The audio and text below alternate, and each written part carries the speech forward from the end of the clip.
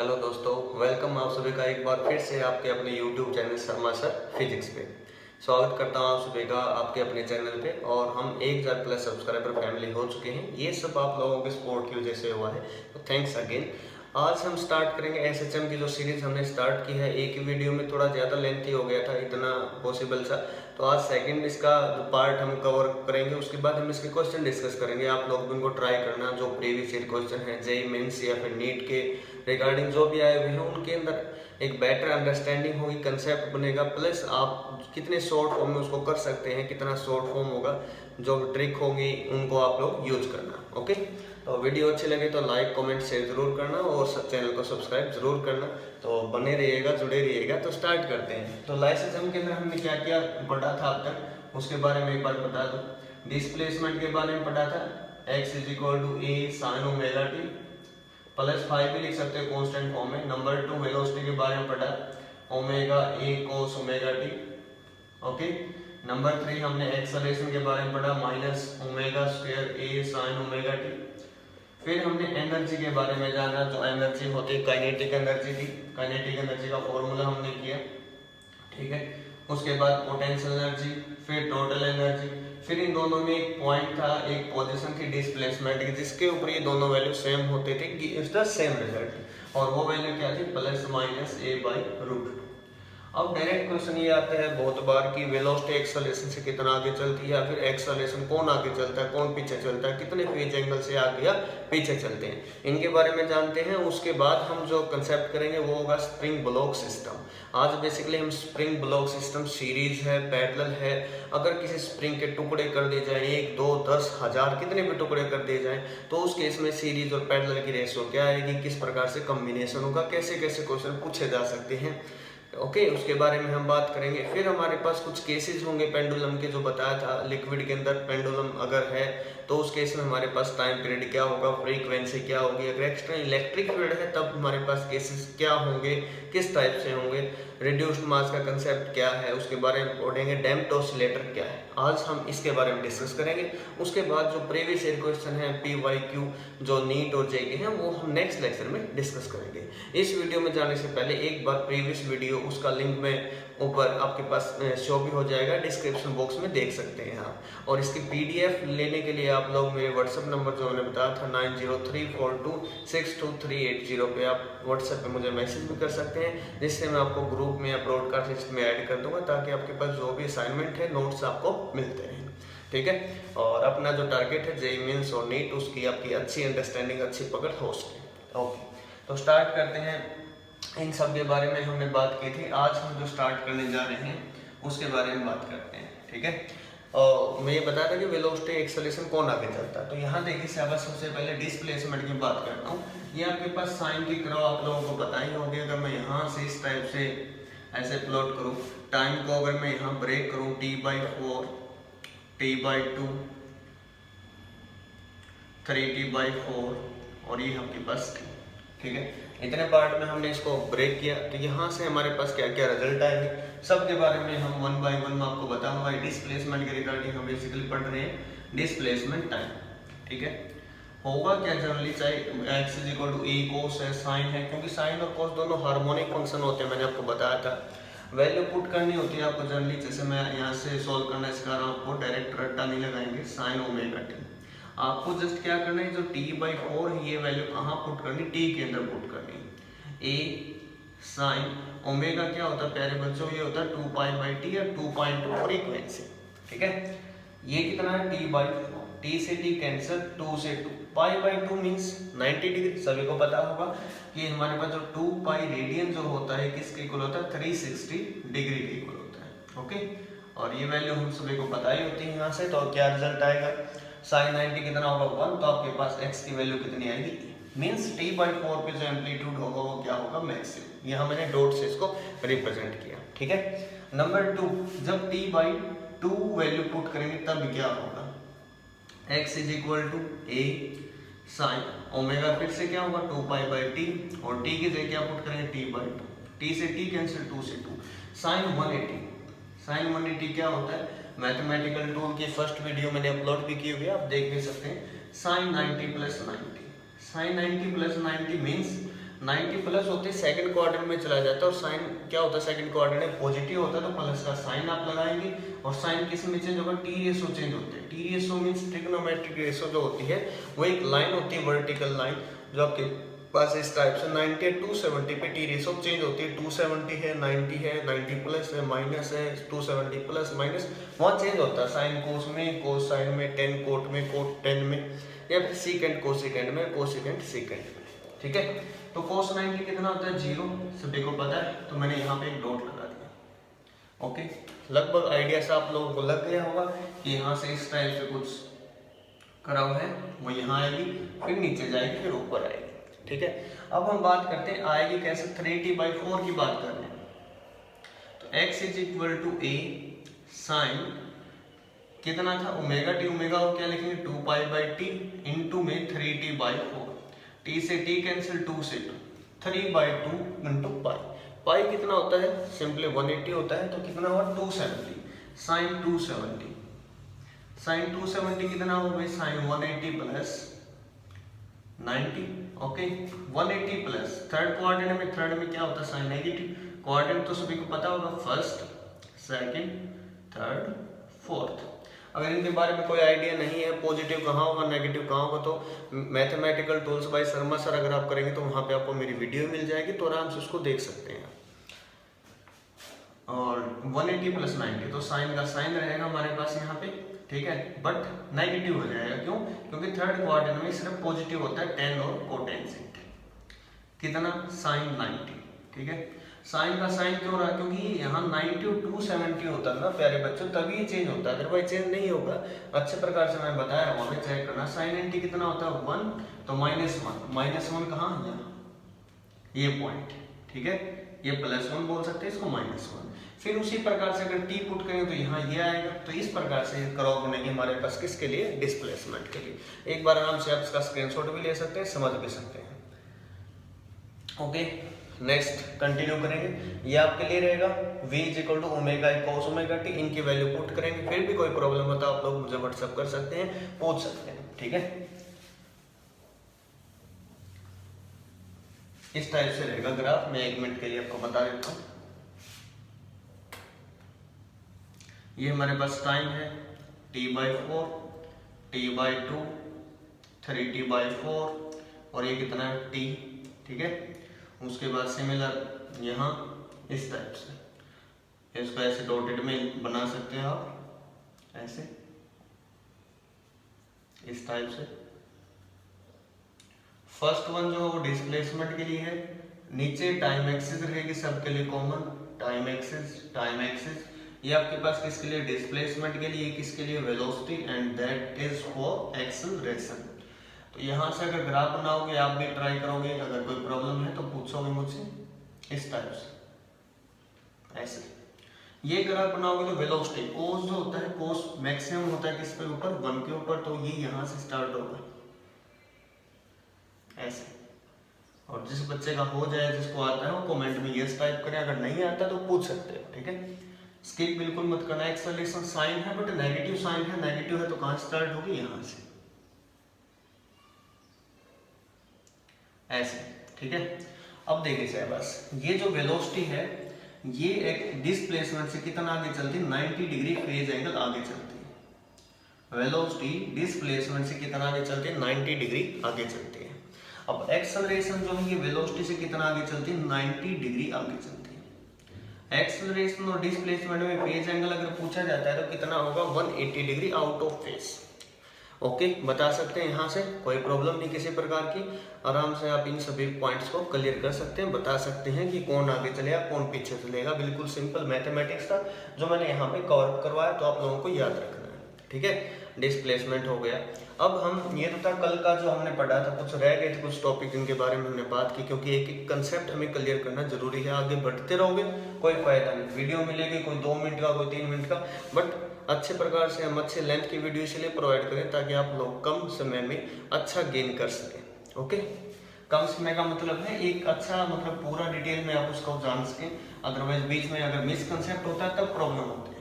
ठीक है, अब हम बात करते हैं स्प्रिंग ब्लॉक सिस्टम की। Spring block system. सबसे पहले मैं बताऊं आपको, जो ओमेगा आया था, ओमेगा जो एंगुलर फ्रीक्वेंसी का नाम दिया था, वो क्या था हमारे पास अंडर द रूट के बाई एम।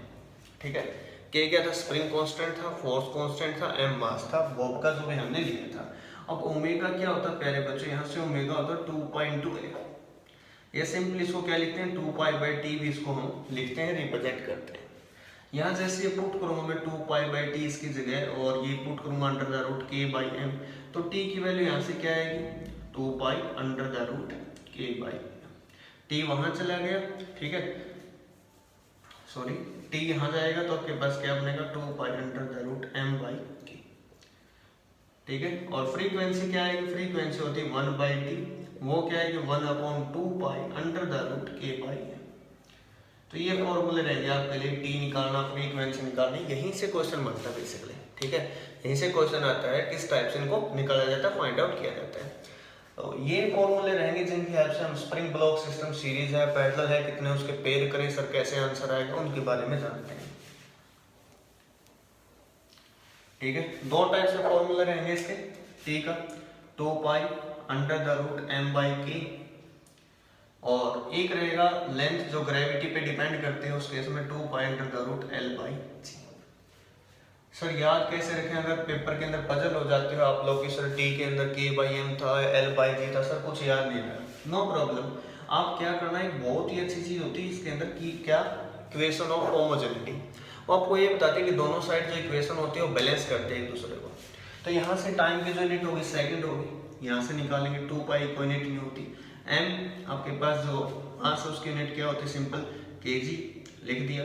के है, के की यूनिट क्या होती है, एफ इज इक्वल टू के इंटू एक्स लिखते हैं, तो के क्या होगा यहाँ से एफ बाई में एक्स।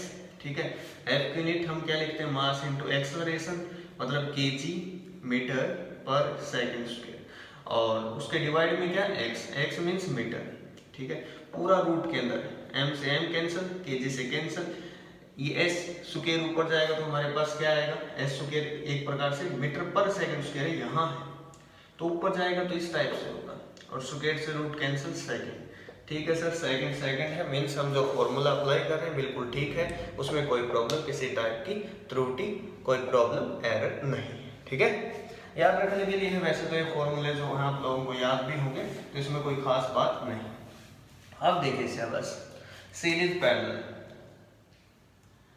अब ये इस टाइप से, ये कोई ब्लॉक है, यहां से M, spring constant K1 K2, situation number 1, ये रिजिड स्पॉट है यहाँ पे। ठीक है, दिस इज सिचुएशन नंबर 2,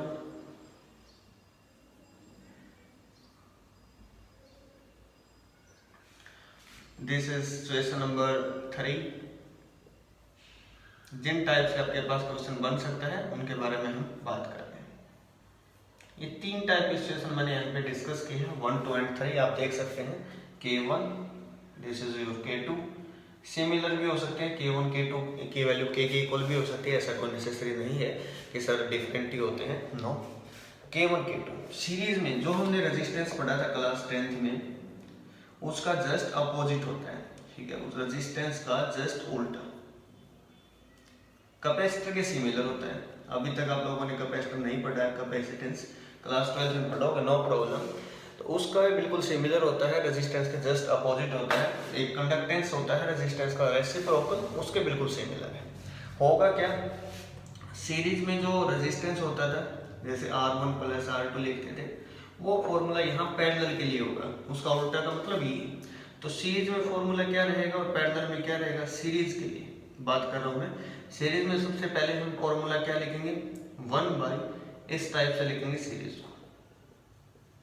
ठीक है, अगर 2 है आपके पास तो सीरीज में उसको डायरेक्ट भी सोल्व किया जा सकता है, दोनों का प्रोडक्ट डिवाइड बाय में दोनों का सम। अगर पैरेलल है, पैरेलल कोई केस है तो हम उसको डायरेक्ट ऐड करेंगे, K1 plus K2 plus K3 इस फॉर्मेट में। ठीक है, पैरेलल में यहाँ डायरेक्ट ऐड करना, सीरीज में 1 by K1 1 by K2 1 by K3 इस फॉर्मेट में हम लोगों ने उसको ऐड करना है, इस बात का हमें ध्यान रखना है। ठीक है, मिस ना हो जाए कंसेप्ट। इसके स्क्रीनशॉट लेना चाहो तो वो भी ले सकते हो। तो इन सभी केसेस में रिजल्ट क्या आएगा, सीरीज कौन सा है सर, पैरेलल कौन सा है। अगर मास और एज स्पॉट तक जाने के लिए सिर्फ एक ही रास्ता है, वन वे है, तो सीरीज है। अगर एज स्पॉट या ग्राउंड तक जाने के लिए जो भी रेफरेंस पॉइंट है वहां तक जाने के लिए दो रास्ते हैं, दो से ज्यादा रास्ते, तो क्या है पैरेलल। तो यहाँ से यहाँ तक जाने के लिए देखेंगे तो मास को और एज स्पॉट तक जाने के लिए एक ही रास्ता है, मीन्स सीरीज। यहाँ एक एक मीन्स अलग अलग रास्ते हैं, दोनों डिफरेंट वे हैं, तो ये क्या होगा पैरेलल। यहाँ से मास को जाने के लिए एक रास्ता, दो रास्ते, मीन्स एक से ज्यादा है, तो क्या कहलाएगा पैरेलल। तो आंसर क्या आएंगे सर, कैसे इनको सॉल्व करेंगे, तो देखिए सिलेबस बिल्कुल रेजिस्टेंस का अपोजिट है, थोड़ा ध्यान रखना इन चीजों का। सबसे पहले इसमें फर्स्ट केस में निकालता हूँ मैं टी, टाइम पीरियड। क्या फॉर्मूला था, 2 pi under the root m by में के नहीं लिखेंगे, अब के इक्विवेलेंट उसको लिख के चलेंगे, ठीक है, क्योंकि दो या दो से ज्यादा केस है तो उसको क्या लिखेंगे, के इक्विवेलेंट। आएगा क्या बताएं सिलेबस, के इक्विवेलेंट सीरीज के लिए क्या आएगा, पैरेलल के लिए क्या आएगा, तो सीरीज केस है तो मैंने बताया था अगर दो ही है तो दोनों का product k1 k2 divide by में k1 प्लस k2। क्या रिजल्ट आएगा, t is equal to 2 pi under the root m divide by में k1 k2, ऊपर आप लिख सकते हैं k1 प्लस k2। ये रिजल्ट आएगा फर्स्ट केस में, ठीक है। सेकंड केस में क्या रिजल्ट आएगा, पैरेलल है, नो प्रॉब्लम, पैरेलल है तो क्या आएगा 2 pi under the root m by में k1 प्लस k2। थर्ड में भी क्या आएगा, सेम आएगा, नो चेंज। अगर स्प्रिंग कांस्टेंट सेम है, मास सेम है, तो रिजल्ट भी क्या रहेगा, सेम ही रहेगा, कोई चेंजिंग नहीं आएगा, ठीक है। आप लोगों के लिए क्वेश्चन मैं यहाँ छोड़ के जा रहा हूँ, एक बार इसको देख लें, और जो भी देख रहे हैं इसको ऑनेस्टली और उस क्वेश्चन को करने की कोशिश करना से बस। आपके लिए क्वेश्चन ये है,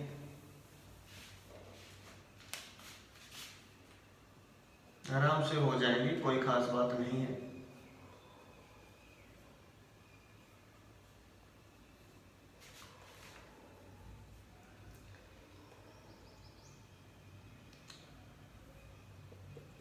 इस टाइप से आपके पास एक क्वेश्चन है, मास m है, ये आपके पास स्प्रिंग कांस्टेंट की वैल्यू है 2 न्यूटन पर मीटर, और इसकी वैल्यू है आपके पास 3 न्यूटन पर मीटर, और ये आपके पास है 5 newton per metre, k1 k2 k3।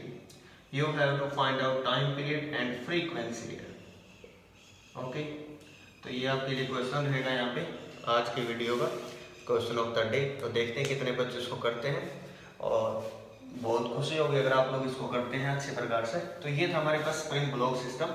अब मैं बात करता हूँ, अगर इसको पोर्शन में ब्रेक कर दिया जाता है तब क्या होगा हमारे पास। देखो जी, बस ये स्प्रिंग है, ठीक है, ये हॉरिजॉन्टल है सरफेस के ऊपर जिसका मास m है, स्प्रिंग कांस्टेंट k है, लेंथ नेचुरल लेंथ उसकी l है। अगर इसके पोर्शन ब्रेक करते हैं सिंपली तो हमारे पास क्या आएगा, रेशो में आएगा 1:2, 2:3, कुछ इस टाइप से ब्रेक करेगा। तो 1:2, 2:3 में अगर ब्रेक करता है तो कोई प्रॉब्लम नहीं, आराम से हम उसको ब्रेक भी कर सकते हैं। तो सबसे पहले जो आपको याद रखना है कि जो होगा spring constant that is inversely proportional to the length of spring. ये अगर याद रह जाता है आपको तो कोई प्रॉब्लम नहीं आएगी। सिंपली ये याद रख लेना KL is equal to K1 L1 K2 L2 K3 L3। जितने भी क्वेश्चन में ब्रेक करते हैं तो यहाँ से आप उसको इजीली निकाल सकते हैं। कोई भी क्वेश्चन है आपका, यहाँ से कोई प्रॉब्लम नहीं आएगी। प्रीवियस ईयर नीट के अंदर भी 2018 के अंदर ऐसा क्वेश्चन आया है, जेई के अंदर भी रिपीट हुआ है, तो आराम से यहाँ से कर सकते हैं, ठीक है। जैसे ये क्वेश्चन हम स्टार्ट करेंगे, क्वेश्चन से किस टाइप से करेंगे, तो मैंने आपको बोला यहाँ पे कि इसको ब्रेक किया गया, आपके पास कोई स्प्रिंग है उसको ब्रेक किया गया 2:3, इस लेंथ के अंदर उसको ब्रेक किया गया, ठीक है। ब्रेक करने के बाद जो भी स्प्रिंग कांस्टेंट की वैल्यू आई उनको सीरीज में अटैच किया गया, सीरीज में जोड़ा गया। तो उस केस में सीरीज में जोड़ेंगे तो उस केस में टाइम पीरियड क्या आएगा, ध्यान से सुनना क्वेश्चन को। कोई स्प्रिंग है जिसकी लेंथ है L, उसको 2:3 के अंदर ब्रेक कर दिया गया, ठीक है। 2 पोर्शन एक के पास आया, 3 पोर्शन एक के पास आया, ठीक है। 2 हिस्सा एक के पास, 3 हिस्से एक के पास। उस केस में इनको तोड़ने के बाद जो भी नया स्प्रिंग कांस्टेंट आएगा K1 K2, उसको सीरीज में अटैच करके टाइम पीरियड क्या आएगा, ठीक है, न्यू टाइम पीरियड मिल गई। तो पूरा क्वेश्चन ही यहाँ पे लिख देता हूँ, देखिए से बस क्वेश्चन है, spring of force constant K is cut into 2 parts whose length are in the ratio 2:3. The 2 parts are now connected in series and a block of mass m is attached at the lower part of the spring. A spring then find out the time period. ये question है, आप screenshot लेना चाहे तो ले सकते हैं इसका। इस टाइप से क्वेश्चन आएंगे लेंथ की सिंपली रेशो।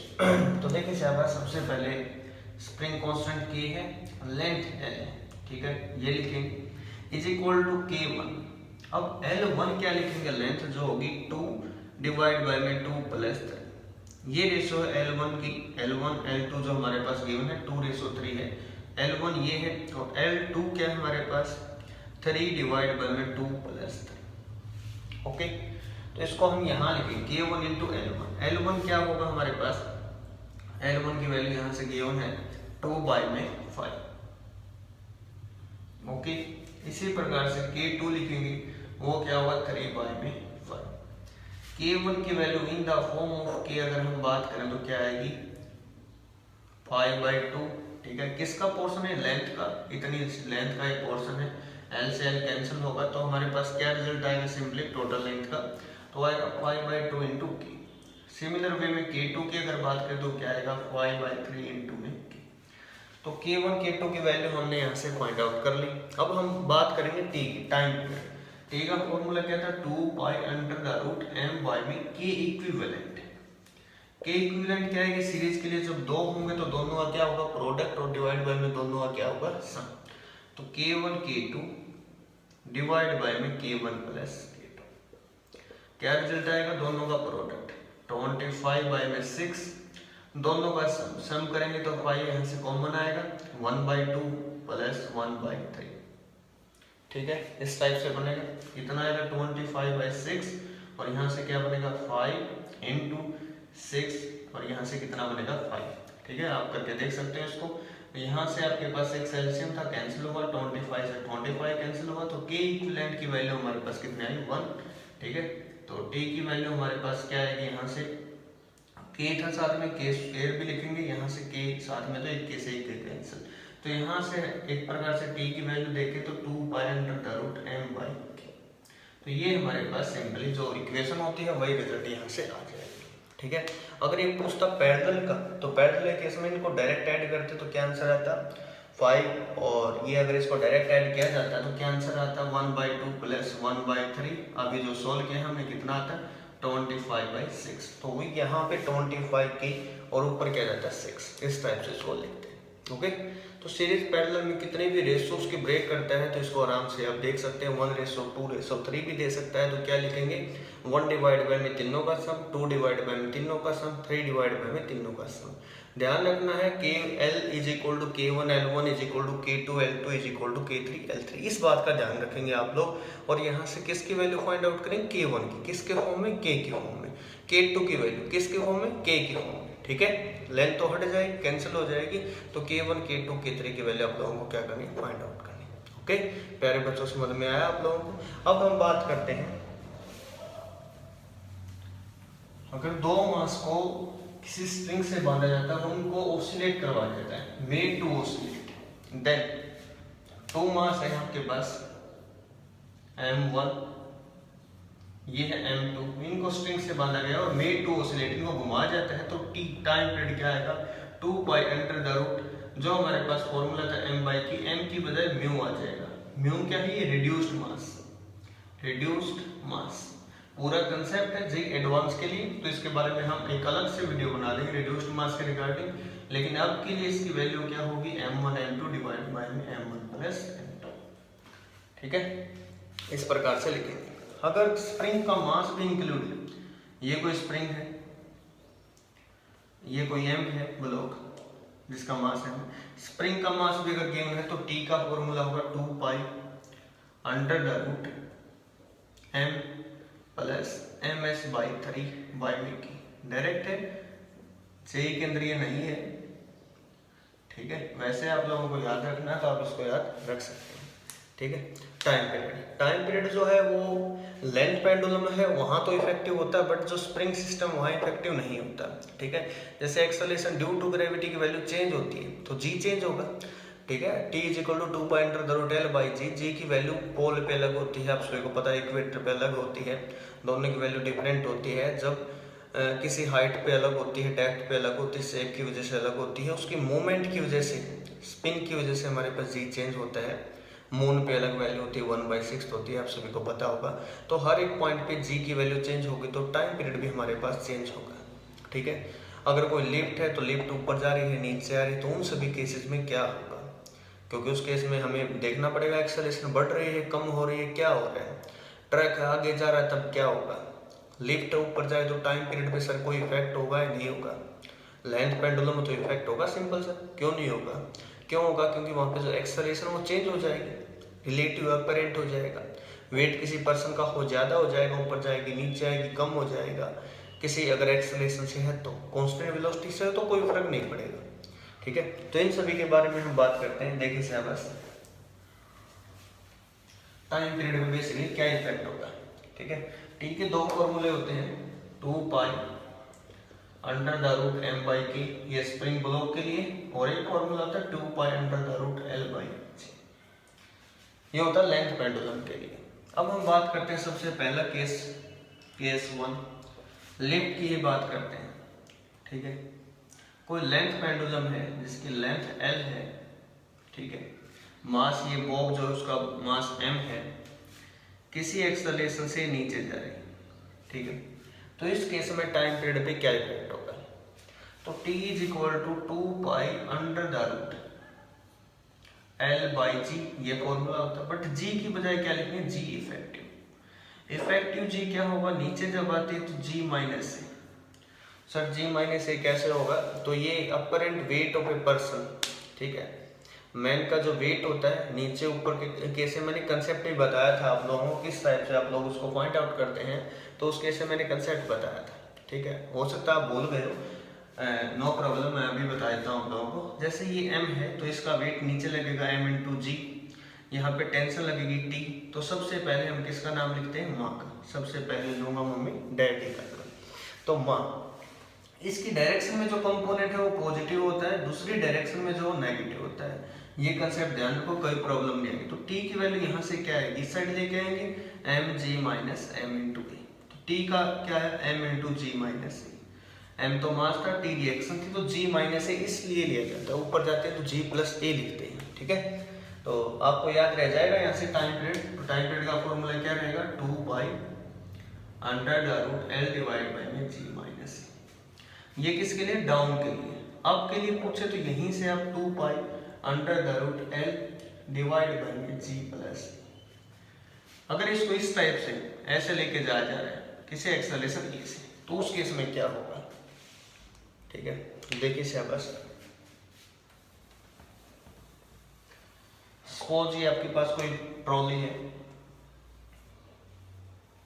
इसको किसी एक्सेलरेशन ए से आगे लेके जा रहा है, ये कोई लेंथ पेंडुलम है, ठीक है, जिसका मास m है, नीचे ग्रेविटी लग रही है, तो इसके ऊपर क्या होगा, जब आगे लेके जाएंगे तो इस बॉब के ऊपर क्या होगा, पीछे की तरफ एक फोर्स लगेगा, ठीक है,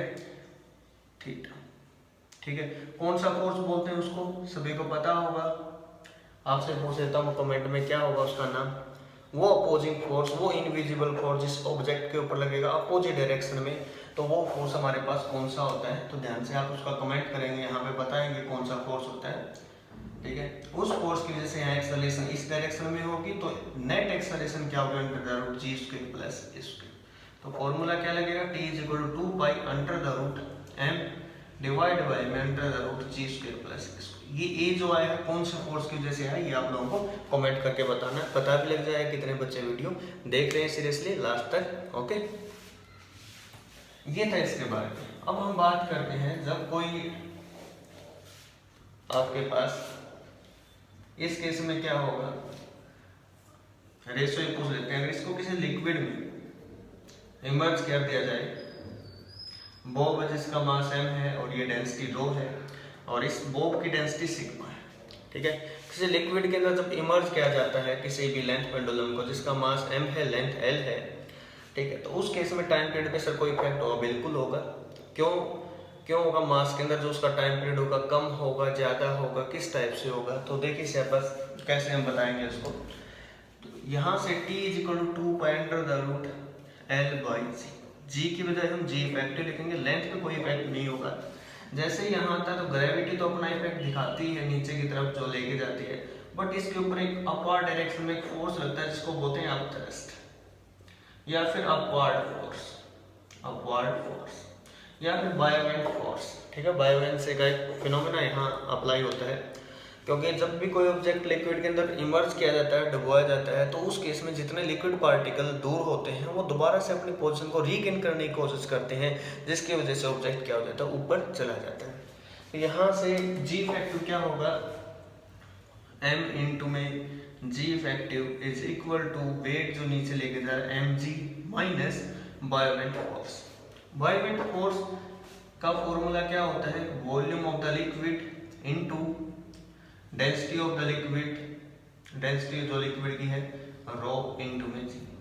ठीक है, ये है volume of the object emerged in the liquid, sorry volume of the object emerged in the liquid, पूरा है तो कंप्लीट वी ही लिख दिया इसको, और रो क्या डेंसिटी बायोवेंट फोर्स, दोबारा फिर सुन लेना, volume of the object emerged in the liquid, जितना भी पोर्शन उसका इसके अंदर है, इनटू में डेंसिटी। वॉल्यूम का फॉर्मूला अगर सिग्मा से लिखूं तो सिग्मा क्या होता है, मास बाय वॉल्यूम, तो वॉल्यूम क्या हो जाएगा यहाँ से मास बाय में mg माइनस v की जगह मैंने लिख दिया m बाय में सिग्मा रो इनटू जी। m और g कॉमन आया, क्या बचा 1 माइनस रो बाय सिग्मा, तो इसकी जगह m इंटू जी इफेक्टिव, m से m कैंसिल, तो g इफेक्टिव की वैल्यू क्या आएगी यहाँ से t is equal to 2 pi under the root l by में g 1 minus rho by sigma. Rho और सिग्मा किसकी डेंसिटी है, sigma is the density of the object and rho is the density of the liquid. ठीक है, इन चीजों का थोड़ा ध्यान रखना, वैसे रट्टा मत लगाना, sigma by rho, rho by sigma क्या होगा। ओके, अब मैं बात करता हूँ अगर एक्सटर्नल फील्ड की होने तो उस केस में क्या होगा, मास m लेंथ l है इसकी। इस केस में जैसे ही ऑसिलेशन होगी, यहाँ पे मान लिया इलेक्ट्रिक फील्ड इस डायरेक्शन में लगा हुआ है, ठीक है, नीचे भी लग सकता है, किसी भी डायरेक्शन में लग सकता है, तो T is equal to weight नीचे लगा हुआ है इसका, बेसिकली वेट का कंपोनेंट mg, ये टेंशन T इसके ऊपर लगती रहती है हमेशा ही। ठीक है, ये एक्सट्रीम पोजीशन होती है दोनों के दोनों, और ये मीन पोजीशन इक्विलिब्रियम पोजीशन बोलते हैं, 2 pi under the root l by G effective. G effective क्या होगा प्यारे बच्चों, m into ji effective is equal to m into G minus में इलेक्ट्रिक फील्ड की वजह से जो फोर्स लगेगा। तो क्या लगता है, ये अभी आप लोगों ने हो सकता है ना पढ़ा हो, जो एनटीएससी की तैयारी जिस बच्चे ने की थी उसने पढ़ा होगा, नहीं पता तो बता दूं प्यारे बच्चों, इलेक्ट्रिक फील्ड होता है फोर्स अपॉन में टेस्ट चार्ज। ठीक है, दो टाइप के चार्ज होते हैं, पॉजिटिव नेगेटिव पढ़ा हुआ, एक होता है सोर्स चार्ज, एक होता है टेस्ट चार्ज। ठीक है, डिटेल में नहीं जाएंगे हम उसके, जितना काम उसी के बारे में बात करेंगे। तो electric field force upon charge, force क्या होता है यहाँ पे इलेक्ट्रिक फील्ड के टर्म में, तो उस केस में हमने लिखा तो फोर्स क्या होगा यहाँ पे चार्ज Q इंटू में। ठीक है, Q इंटू में लिख दिया इस टाइप से। तो यहाँ से m को दूसरी साइड भेज दो, g इफेक्टिव आ जाएगा, क्या आएगा m इंटू में g, m से m कैंसिल हो जाएगा, यहाँ पे g बचेगा माइनस Q ई पाई में, डायरेक्शन अपोजिट से नेगेटिव साइन आ गया, तो g इफेक्टिव की जगह ये पुट करना है।